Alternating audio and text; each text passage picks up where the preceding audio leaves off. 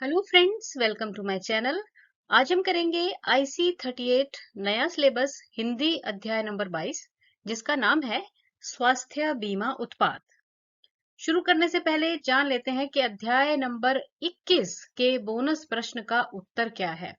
तो देखिए, प्रश्न था, प्रस्ताव बनाने के लिए उपयोग किए जाने वाले आवेदन दस्तावेज को आमतौर पर डैश के रूप में जाना जाता है। तो देखिए, आपको बताना है उस डॉक्यूमेंट या दस्तावेज का नाम जो कि प्रस्ताव बनाने के लिए प्रयोग किया जाता है। ठीक है ना। तो प्रस्ताव बनाने के लिए क्या यूज करेंगे? प्रस्ताव, प्रपत्र। तो ऑप्शन बी जो है ये सही उत्तर है।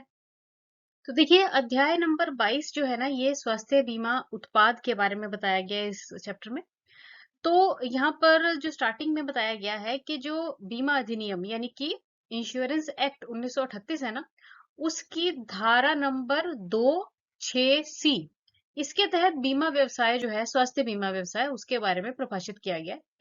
अब ना देखिए, जैसे लाइफ इंश्योरेंस या जीवन बीमा के जो जीवन बीमा होता है वो एक अनुबंध होता है ना, किस किस के बीच में? बीमा धारक और बीमाकर्ता के बीच में। उसी प्रकार जो स्वास्थ्य बीमा है ना, ये भी एक अनुबंध ही है बीमाकर्ता और बीमा धारक के बीच में।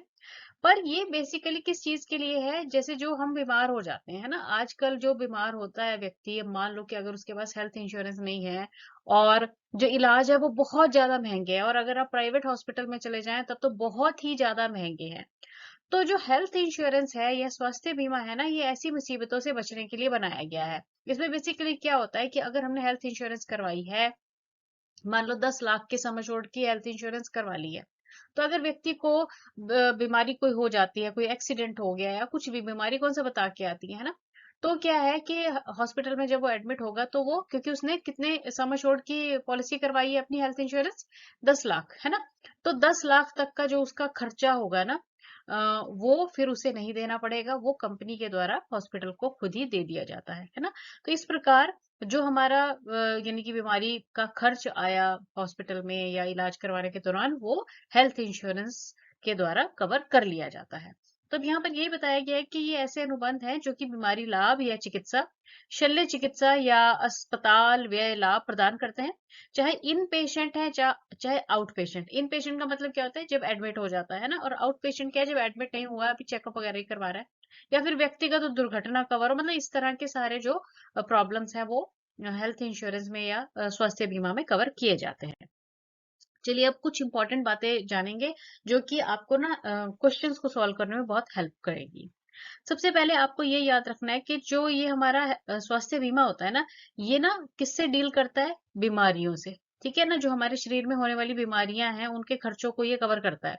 तो उसे क्या कहते हैं? उसे रुग्णता कहते हैं। अब आपने याद रखना है कि स्वास्थ्य बीमा रुग्णता से निपटता है, जबकि जो लाइफ इंश्योरेंस है, जीवन बीमा है, वो किससे निपटता है? मृत्यु दर से। ठीक है, दोनों में डिफरेंस याद रखना है, आपसे ये क्वेश्चन पूछा जा सकता है। चलिए, अब है यहाँ पर बताया गया है कि जो स्वास्थ्य बीमा है ना, ये किस किस चीज को कवर करता है। तो ये बता रहे हैं कि स्वास्थ्य बीमा अस्पताल में भर्ती होने के साथ साथ अस्पताल में भर्ती होने से पहले और बाद के खर्च को भी कवर करता है। यानी कि देखो, क्या है कि जैसे मान लो कि जब कोई ना व्यक्ति बीमार होता है, ठीक है ना, तो बीमार होगा तो हॉस्पिटल जाएगा, अपना चेकअप वगैरह करवाएगा। ठीक है जी, एक तो वो खर्चा हो गया, टेस्ट टूस्ट करवाएगा डॉक्टर, उसके वो खर्चा हो गया।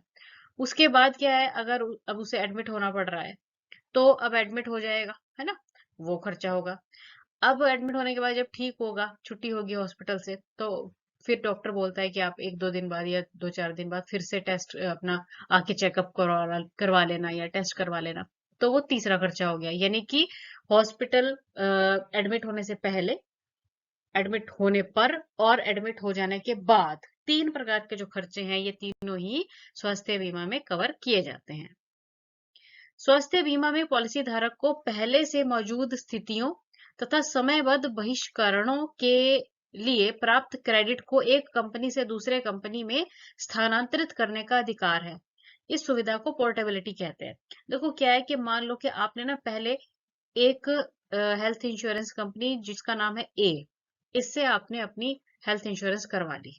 ठीक है, अब आपको 1-2 साल बाद लगा कि ये जो सेवाएं दे रही हैं वो अच्छी नहीं दे रही हैं, या और भी कोई कारण हो सकते हैं, तो आपको ये फैसिलिटी दी जाती है कि आप अपना जो हेल्थ इंश्योरेंस है सारे लाभों के साथ दूसरी कंपनी, मान लो जिसका नाम बी है, उसमें आप ये शिफ्ट करवा सकते हैं। ठीक है। और अपनी हेल्थ इंश्योरेंस को एक कंपनी से दूसरे में शिफ्ट करवाना या स्थानांतरित करवाने के प्रोसेस को क्या कहते हैं? पोर्टेबिलिटी कहते हैं। ठीक है। और पोर्टेबिलिटी का जो विकल्प है ना, वो कब आप चुन सकते हैं, ये नहीं कि कभी भी, मतलब आपने मान लो कि पॉलिसी करवाई थी जनवरी में, तो अब अगले साल वो जनवरी में ही नवीनीकरण होएगा ना, उसका मतलब रिन्यू होएगी।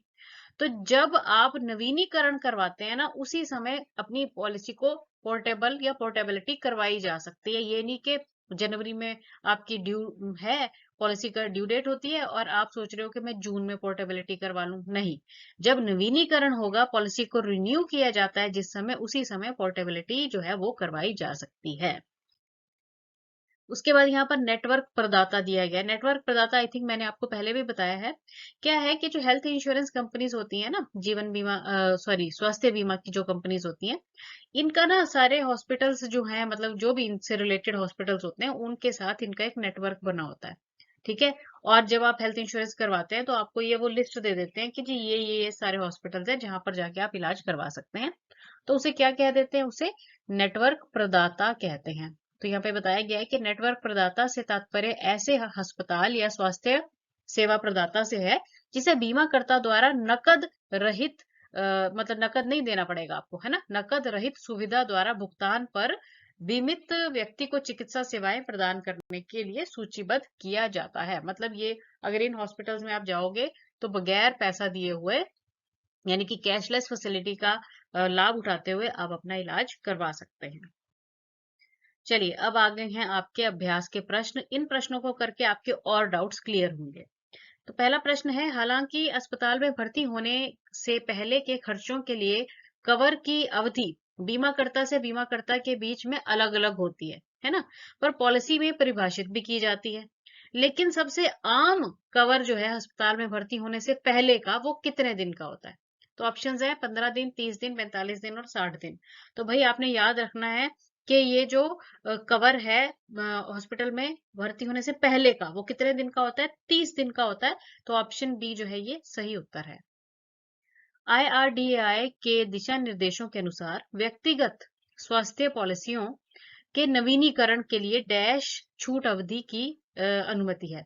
तो भाई जैसे आपने ग्रेस पीरियड उधर पढ़ा था ना, लाइफ इंश्योरेंस में 30 दिन का होता था, वैसे ही जो हेल्थ इंश्योरेंस है, इनमें भी जब पॉलिसी को नवीनीकरण करवाया जाता है, रिन्यू करवाया जाता है, तो IRDAI के दिशा निर्देशों के अनुसार 30 दिन की ही छूट अवधि की अनुमति यहाँ पर भी दी गई है। ऑप्शन बी जो है ये सही उत्तर है। पहचाने कि नीचे दिए गए कथनों में से कौन सा कथन सही है। स्वास्थ्य बीमा रुग्णता से संबंधित है, स्वास्थ्य बीमा मृत्यु दर से संबंधित है, स्वास्थ्य बीमा रुग्णता के साथ साथ मृत्यु दर से भी संबंधित है, स्वास्थ्य बीमा ना तो रुग्णता से संबंधित है और ना ही मृत्यु दर से। तो अब इसका आंसर आपको पता है कि जो स्वास्थ्य बीमा है, ये सिर्फ और सिर्फ रुग्णता, यानी कि शरीर में जो डिजीजेज हैं, बीमारियां हैं, उन्हीं से डील करता है, उन्हीं से संबंधित है। अगर बीमारी के दौरान व्यक्ति की डेथ हो जाती है और उसके घर वाले कंपनी को, हेल्थ इंश्योरेंस कंपनी को कहें कि अब हमें पैसा भी दो, तो ऐसा नहीं होगा। वो सिर्फ कौन सा खर्चा वहन करती हैं? जो कि बीमारियों के दौरान हुआ है। ठीक है। तो ये किससे रिलेट करती है? रुग्णता से। ऑप्शन ए जो है ये सही उत्तर है।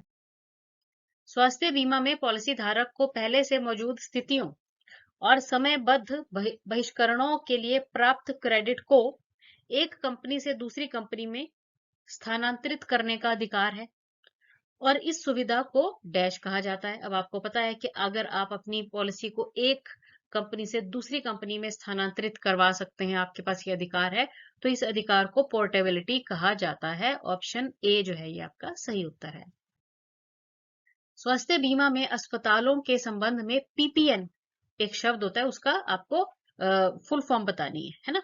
तो देखो भाई, पीपीएन वैसे तो इंग्लिश में यहाँ लिखा है, तो इसकी ना फुल फॉर्म होती है प्रेफर्ड प्रोवाइडर नेटवर्क, और हिंदी में इसे पसंदीदा प्रदाता नेटवर्क कहा जाता है। ऑप्शन बी जो है ये सही उत्तर है। अस्पताल में भर्ती होने के खर्च की पॉलिसी के संबंध में नीचे दिए गए कथनों में से कौन सा सही है? तो भाई ऑप्शंस पढ़ते हैं तभी पता चलेगा। केवल अस्पताल में भर्ती होने के खर्च को कवर किया जाता है। अस्पताल में भर्ती होने के साथ साथ अस्पताल में भर्ती होने से पहले और बाद के खर्च को भी कवर किया जाता है। तो भाई सही ऑप्शन तो वैसे ऑप्शन बी ही है, पर चलो सी और डी भी देख लेते हैं कि ये क्या कह रहे हैं। अस्पताल में भर्ती होने के साथ साथ अस्पताल में भर्ती होने से पहले और बाद के खर्च को कवर किया जाता है। और बीमित व्यक्ति की मृत्यु की स्थिति में परिवार के सदस्यों को एक मुश्त राशि का भुगतान किया जाता है। तो ये नहीं, हेल्थ इंश्योरेंस में ऐसा नहीं होगा। सिर्फ कौन से खर्चों का वहन होगा, कवर होगा, अस्पताल में भर्ती होने से पहले, बाद और दौरान, सिर्फ ये। अगर व्यक्ति की डेथ होगी तो वो पैसा कुछ नहीं मिलता है इससे। उसके लिए आपको किससे कांटेक्ट करना पड़ता है? लाइफ इंश्योरेंस कंपनी से, अगर व्यक्ति ने अपनी लाइफ इंश्योरेंस करवाई हुई थी। और डी ऑप्शन कह रही है अस्पताल में भर्ती होने के खर्च को पहले वर्ष से कवर किया जाता है, और अस्पताल में भर्ती होने से पहले और बाद के खर्च को दूसरे वर्ष से कवर नहीं जी, ये भी नहीं है। आपको सिंपली याद रखना है कि 3 खर्चे कवर होंगे अस्पताल में भर्ती होने से पहले, अस्पताल में भर्ती होने पर और अस्पताल में भर्ती होने के बाद। सिर्फ 3 खर्चे जो हैं वो हेल्थ इंश्योरेंस कवर करता है। तो ऑप्शन बी जो है ये सही उत्तर है। स्वास्थ्य बीमा में प्रदान की जाने वाली कैशलेस सेवा के संबंध में नीचे दिए गए कथनों में से कौन सा सही है? तो भाई कैशलेस सुविधा आप जानते हैं ना क्या होता है। इसमें क्या है कि जब हम हेल्थ इंश्योरेंस करवा लेते हैं तो हमें जो कंपनी होती है ना वो एक कार्ड दे देती है, ठीक है। अब उस कार्ड से क्या फायदा है कि अगर व्यक्ति के साथ कुछ भी दुर्घटना हो गई, मतलब एक्सीडेंट हो गया या कोई बीमारी आ गई, तो हम वो कार्ड लेके हॉस्पिटल में चले जाते हैं, फिर हमें जो है पैसा नहीं देना पड़ता है। और कंपनी जो है हेल्थ इंश्योरेंस कंपनी वो हॉस्पिटल के साथ खुद ही बिल सेटल कर लेती है, ठीक है। उसे कैशलेस सेवा कहते हैं। तो चेक करते हैं। यह बीमा कंपनियों द्वारा इलेक्ट्रॉनिक भुगतान को बढ़ावा देने के लिए शुरू की गई पर्यावरण अनुकूल गो ग्रीन पहल है, ताकि भौतिक नोटों का प्रचलन कम किया जा सके और पेड़ों को बचाया जा सके। तो भाई ये तो नहीं है। बीमा धारक को सेवा निशुल्क प्रदान की जाती है। कोई नकद भुगतान नहीं किया जाता, क्योंकि भुगतान सरकार के द्वारा एक विशेष योजना के तहत किया जाता है। भाई ये भी नहीं है। बीमा धारक द्वारा किए गए सभी भुगतान केवल इंटरनेट बैंकिंग या कार्ड के माध्यम से होने चाहिए, क्योंकि बीमा कंपनी नकद स्वीकार नहीं करती है। तो ये भी नहीं है जी। बीमा धारक भुगतान नहीं करता है, बीमा कंपनी सीधे ही अस्पताल के साथ बिल का निपटान करती है। ऑप्शन डी जो है ये सही उत्तर रहेगा कैशलेस सेवा के अकॉर्डिंग। स्वास्थ्य बीमा में पोर्टेबिलिटी के मामले में कौन सा कथन सही है? तो देखिए वैसे तो हमें पता चल गया कि पोर्टेबिलिटी का मतलब क्या होता है कि हम अपनी जो एक हेल्थ इंश्योरेंस कंपनी से अपनी जो पॉलिसी चल रही है उसको दूसरी कंपनी में शिफ्ट कर सकते हैं। अब इसका जो फायदा है ना, यहाँ पर ऑप्शन बी कह रहे हैं। चेक करते हैं क्या है इसके लिए, मतलब जो कथन सही कौन सा रहेगा। यदि नई पॉलिसी में किसी निश्चित बीमारी या उपचार के लिए प्रतीक्षा अवधि उसी बीमारी या उपचार के लिए पहले की पॉलिसी की तुलना में अधिक है, तो अतिरिक्त प्रतीक्षा अवधि नहीं जोड़ी जाएगी और पहले की पॉलिसी मापदंडों के अनुसार ही रहेगी। देखो क्या होता है कि ना, जैसे मान लो किसी व्यक्ति को ना कोई बीमारी है ऑलरेडी, और जब वो हेल्थ इंश्योरेंस करवाता है ना, तो वो हम बता देते हैं कि जी ये बीमारी हमें ऑलरेडी है। तो अलग अलग बीमारियों के लिए ना इन्होंने अलग अलग क्या जोड़ा होता है, उसको ना वेटिंग टाइम कहते हैं। मतलब ये नहीं है, ये इसलिए है कि जैसे कई लोगों को क्या है ना कि मान लो कि उसे बीमारी पता चली और फिर हेल्थ इंश्योरेंस करने दौड़ पड़े, तो वो तो बात नहीं होगी, है ना। तो क्या होता है कि जैसे मान लो कि किसी को पथरी की बीमारी है, ठीक है। अब उसने हेल्थ इंश्योरेंस करवाई और उसने बता दिया कि मेरे को पथरी की बीमारी है, ठीक है। तो क्या होता है कि कंपनीज ना मतलब बीमारियों के लिए ना वेटिंग पीरियड देती हैं, यानी कि भाई 6 महीने या 2 साल। तो उसी तरह अगर आप पोर्टेबिलिटी करवाते हो ना, तो फिर जब दूसरी कंपनी से आपने करवाया ना, फिर आपको दोबारा से वेटिंग पीरियड नहीं देना पड़ेगा। वो ऑलरेडी जो पुराना आप कवर कर चुके हैं सेम वैसे ही चलता रहेगा। तो ये इस कथन में कहा गया है। तो ऑप्शन बी जो है ये सही उत्तर है। दैनिक अस्पताल में भर्ती होने वाले पॉलिसी धारक को दैनिक अस्पताल में भर्ती होने पर नकद लाभ कैसे मिलेगा? तो ऑप्शंस है, पूरा खर्च वापस किया जाएगा, पूरा खर्च घटाकर बिस्तर का खर्च दिया जाएगा, इलाज की वास्तविक लागत पर ध्यान दिए बिना दैनिक आधार पर निश्चित राशि का भुगतान किया जाएगा, केवल अस्पताल का बिल चुकाया जाएगा।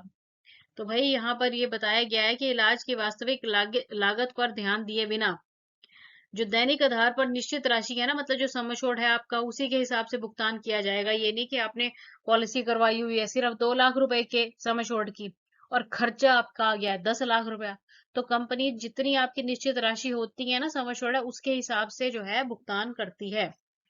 तो ऑप्शन सी जो है ये सही उत्तर है। पहचाने कि नीचे दिए गए कथनों में से कौन सा गलत है। नियोक्ता अपने कर्मचारियों के लिए समूह नीति ले सकता है। हाँ जी, ले ही सकता है। जैसे एम्प्लॉयर एम्प्लॉय स्कीम होती है ना, कई कंपनीज क्या करती हैं कि अपने एम्प्लॉयज के लिए हेल्थ इंश्योरेंस ले लेती हैं, ठीक है ना। बैंक अपने ग्राहकों के लिए भी ले सकता है, बिल्कुल ले सकता है जी। दुकानदार अपने ग्राहकों के लिए समूह नीति ले सकता है। और लास्ट कह रहे हैं कि नियोक्ता अपने कर्मचारियों के लिए ली गई समूह नीति में कर्मचारियों के परिवार के सदस्यों को भी शामिल कर सकता है। तो देखिए यहाँ पर जो गलत ऑप्शन है ना, वो ऑप्शन सी है। अब ये इसलिए क्योंकि देखो, जो नियोक्ता और कर्मचारी हैं वो लीगली एक दूसरे से कनेक्टेड है। बैंक के ग्राहक बैंक से लीगली कनेक्टेड है। अगर आपने जिस बैंक में खाता खुलवाया वहीं जाके पैसे जमा कराओगे, वहीं से निकलवाओगे। पर जो दुकानदार और ग्राहक में कोई लीगल रिलेशन नहीं ना है।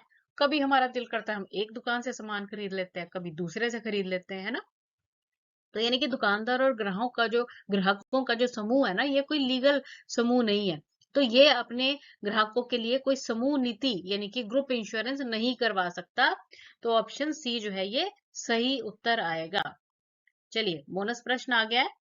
पोर्टेबिलिटी का विकल्प डैश के समय चुना जा सकता है। अब आपको बताना है कि जो पोर्टेबिलिटी का ऑप्शन है, विकल्प है ना, वो किस समय चुना जा सकता है। आरंभ में, नवीनीकरण में, समर्पण पर या फिर परिपक्वता पर। तो सही उत्तर जल्दी से मुझे कमेंट करके बताइए। Thanks for watching the video and best of luck.